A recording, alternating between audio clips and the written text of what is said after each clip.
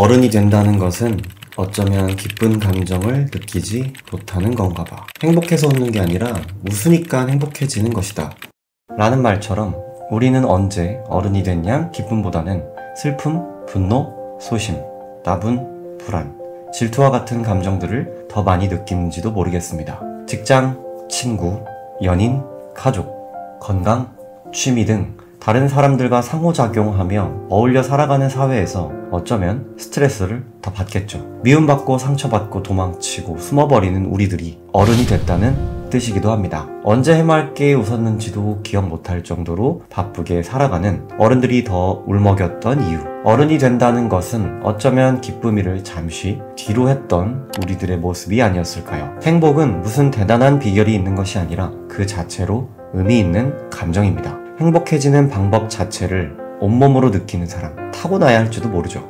혹은 행복이란 곧 우리가 살아가는 목적이고 과정이고 여정 그 자체라는 겁니다. 드니 빌레브 감독의 영화 컨택트에서 인간은 보통 기억을 시간의 순서대로 떠올리지 않고 나에게 유의미한 기억들을 먼저 떠올린다고 합니다. 그래서 주인공은 자신이 언제 죽는지는 모르지만 적어도 내가 삶의 모든 순간순간을 진심으로 충만하게 만끽한 채 살아가기로 마음먹습니다. 디즈니 픽사 애니메이션 영화 인사이드 아웃 2는 사춘기가 온 소녀 라일리가 행복해지길 바라는 감정들의 고군분투를 보여줍니다. 왜 기쁨이는 라일리를 착하기만 한 소녀로 만들었는지, 왜 불안이는 플래시 뺨치는 괴물로 각성했는지, 아이스하키 경기장 페널티 박스 안에서 라일리가 무엇을 깨달았는지 짚어보도록 하겠습니다. 스포일러가 일부 포함된 지극히 주관적인 리뷰입니다. 반박시 여러분들의 의견이 다 맞고요. 구독과 좋아요, 알림 설정 감사하겠습니다. 페널티 박스란 아이스하키 경기 중 페널티 경고를 받은 선수가 격리되는 공간입니다. 라일리는 영화가 시작할 때 그리고 영화가 끝날 때 총 2번의 경고를 받게 되죠. 2번의 페널티 박스 안에서 고민하는 라일리의 내면 세계에서 일어나는 감정들의 이야기가 인사이드 아웃 2의 구조입니다. 기쁨이는 여전히 1편과 마찬가지로 같은 실수를 반복하고 자신의 잘못을 깨닫는데요. 2편이 1편의 영화 구조를 그대로 가져왔다고 볼 수 있었습니다.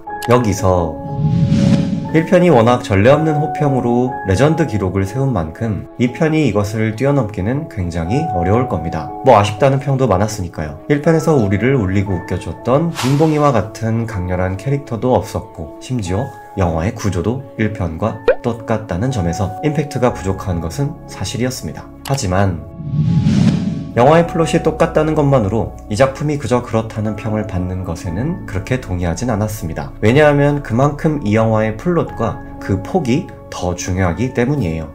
불안이는 정말 빌런일까? 모든 생물의 행동은 예측에 그 목적이 있다. 우리가 과거의 기쁜 기억과 행복했던 감정을 쫓는 이유. 기쁨이는 과거를 상징하는 감정이었습니다. 과거는 예측할 수 있고 또 경험해본 기억이기 때문에 우리가 아무래도 더 선호하죠. 우리는 예측하기 어려운 것을 별로 좋아하지 않습니다. 왜 나만 그림 맞추기에 실패해 시퍼런 내 주식 차트만 보면 화가 나는지 알 것도 같죠. 사춘기가 온 소녀 라일리의 감정국은 데모데이, 철거반이 들이닥쳐 감정 컨트롤 패드를 개조하고 다 갈아엎어버립니다. Orange? Who made the console orange? Do I look orange? I didn't touch it. Orange is not my color. Not me.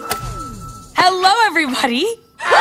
Oh my gosh. 라일리는 예측하기 어려운 미래에 대한 불안한 감정이 싹트기 시작합니다. 그래서 감정본부에는 불안이를 비롯한 새로운 감정들이 등장하죠. 그런데 여기서 새롭게 등장한 불안이는 존경했던 선대수장 기쁨이에게 존경의 인사를 표하고 I am just such a huge fan of yours, and now 급작스럽게 선배 감정들을 모두 싸그리 잡아서 내쫓아냅니다. 이유인즉슨 이제 라일리는 그저 어린 시절에 행복했던 기억만 쫓는 애송이가 아니기 때문이죠. 사춘기가 오기 무섭게 중학교 친구들은 다른 학교로 간다는 다소 충격적인 비밀을 폭로합니다. 사실 들키죠. 그것도 고등부 명문 하키팀 감독의 합숙 훈련을 가는 길에 차에서. 미친 거 아니야? 안 그래도 고등학교 때 누구와 어울려야 하나 감독님 눈에 들어서 하키팀의 스카웃 돼도 모자른데 이건 또 어떻게 해야 하나? 심지어 내가 너무 동경하던 우리 하키 선배랑 같이 합숙 훈련하는데 어떻게 하면 친해지지? 이건 또 어떻게 해야 되지? 지금 친구가 문제가 아니에요. 무슨 과거에 뭐 행복했던 기억, 슬펐던 기억, 지금 이게 문제가 아니에요. 현실을 살아야죠.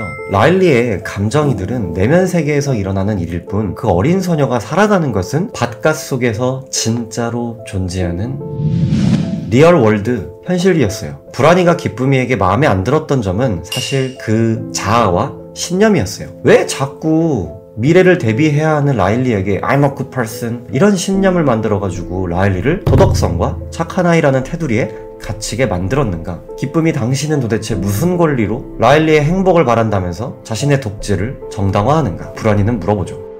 현실의 틈새에서 행복을 쫓는 어른들은 생존하기 바빴을 겁니다. 생존하기에도 바쁜 어른들이 행복을 쫓기에 현실의 틈새는 너무 좁은 것이 아닌가.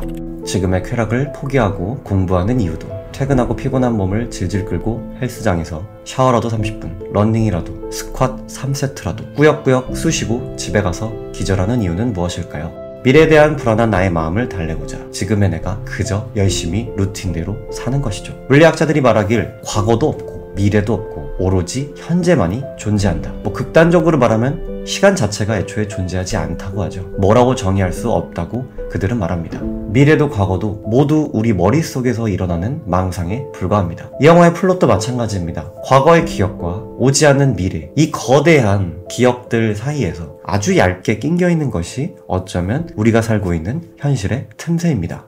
이쯤 되니 기쁨이가 더 빌런이 아닐까 싶은 생각도 들었습니다. 왜냐하면 라일리는 더 이상 그저 착하기만 한 소녀는 아니었으니까요. 그녀에게 라일리의 행복을 좌지우지할 그 어떤 권리도 없었습니다. 1편에서 기쁨이는 슬픔이를 그렇게 왕따시켰고 2편에서는 This is for all those memories that belong in the back of the mind, back of the mind. A one-way expressway to we're not gonna think about that right now. 시작하자마자 이상한 기계를 만들어서 또 자기 멋대로 라일리의 좋지 않다고 판단한 기억들을 기억의 저편 너머로 날려버렸습니다.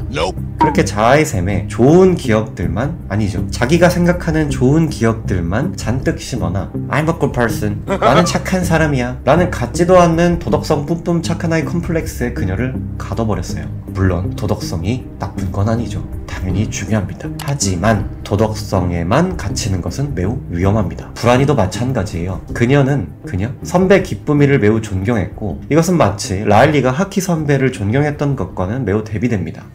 불안이는 동경했지만 나는 저렇게 안 할 거야. 자신만의 신념을 그대로 보여주죠. 하지만 라일리는 10대 사춘기 소년들이 겪을 법한 우정과 사랑 사이 그 미묘한 감정을 느끼며 선배의 말에 거스르고 싶지 않았어요. 자기가 진짜 좋아하는 가수도 이야기하지 않고 심지어 비꼬입니다. 이 정도면은 어른들이 보기에 억지는 아니에요. 사회생활이란 이런 것이다. 첫 발걸음을 뗀 거죠. 그것도 즉흥적으로 말이죠. 이게 그녀의 내면 세계에서는 비꼼의 골짜기로 막 표현되는데요. 이건 이거대로 신선했어요. 어른이 된다는 것은 자신의 진짜 모습을 숨길 줄도 알고 드러낼 줄도 알고 설령 가짜 모습일지라도 가면을 쓰는 법을 배우는 과정이었어요. 라일리가 친구들에게 화를 내지 않고 자신의 앞니를 도모해 선배에게 잘 보이고 감독님 눈에 들고자 새벽부터 일어나서 연습하고 다소 무리를 하는 모습도 우리 어른들이 사회생활하면서 충분히 공감할 만한 생존 방법이었어요. 내가 라일리였으면 야 니들끼리 다른 학교 간다며 나도 내 살 길 찾아야지, 나만 나쁜 년이야?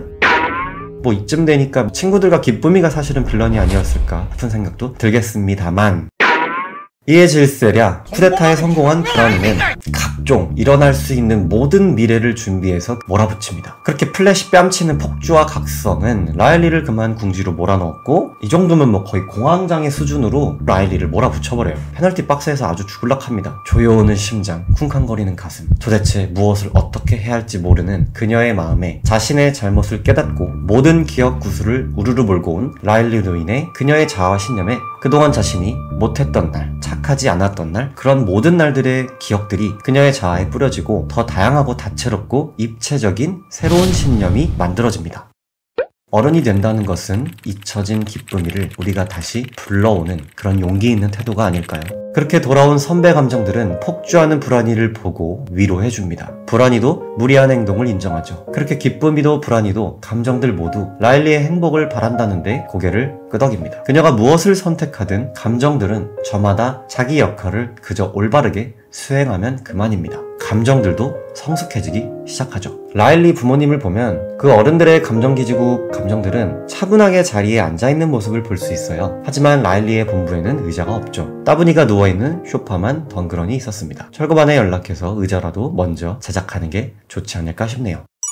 인사이드 아웃 2는 어른들이 잊고 살아간 기쁨이와 빙봉이 같은 작품이었어요. 과거 어린 시절 불안이에게 지배됐던 우리들의 아련한 기억을 떠올리게 했죠. 그래서 그런 걸까? 역시나 이번 2편에서도 제작진은 또 한 번 어른들에게 큰 울림을 안겨줍니다. 브라니가 플래시맨 모드에서 정상으로 돌아오고 새롭게 만들어진 신념이 밝게 빛나자 라일리가 기쁨이를 부르는 마법이 일어납니다. 자아가 감정을 끄집어내고 조절하고 라일리가 점점 어른이 된다는 것을 보여준 장면이었습니다. 감독은 아마도 이 작품을 보는 어른들도 슬픈 감정을 뒤로하지 말고 때로는 용기 내어 눈물을 흘리고 웃고 싶을 땐 마음껏 복근이 생길 정도로 웃고 따분할 땐 마음껏 따분해하고 너무 웃어서 눈물이 흐를 정도로 자신의 감정을 소중하게 또 용기 있게 직면하는 것이 진짜 어른의 태도가 아닐까 그렇게 말하는 것 같았습니다. 네, 여기까지 무비무비였습니다. 감사합니다. 안녕.